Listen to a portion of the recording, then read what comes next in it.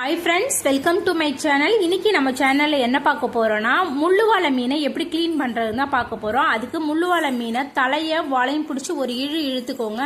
இதுக்கு வந்து நெட்டி எடுக்கிறதுன்னு சொல்லுவாங்க. இந்த மாதிரி நம்ம செய்யும் போது நமக்கு வெட்டும் போது முள்ளு அவ்வளவா டைட்டா இருக்காது, கொஞ்சம் ஈஸியா வரும். அதுக்காக தான். அதுக்கப்புறம் இந்த மாதிரி ஒரு கம்பி நாரை எடுத்து ரெண்டு பக்கமும் உள்ள அந்த சுண்ணாம்பை நல்லா தேய்ச்சி எடுத்துக்கோங்க.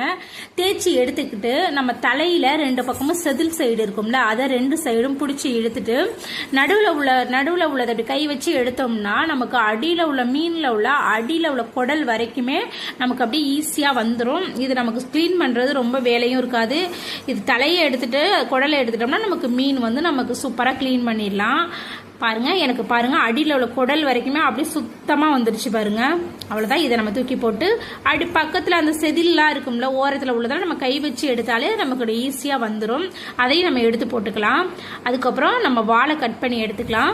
இனிமேல் தான் நமக்கு டாஸ்கே. இந்த மீனை வந்து மற்ற மீனுங்க மாதிரி நம்ம நேரால வெட்ட முடியாது. இதை நம்ம வந்து குறுக்க ஒரு ட்ரையாங்கிள் ஷேப்ல முக்கோண மாதிரி தான் இதை நம்ம வந்து வெட்டி எடுத்துக்கணும். அப்பதான் நமக்கு வந்து சாப்பிடும்போது முள்ளு தனியா வரும். இதோட பேரே முள்ளுவாலை அப்படிங்கிறதுனால இது முள்ளு கொரன்னு இருக்கும். இந்த மாதிரி ஃபர்ஸ்ட் இது பெரிய மீனா இருக்கிறதுனால ஃபர்ஸ்ட் ரெண்டா கட் பண்ணிக்கோங்க சைடா.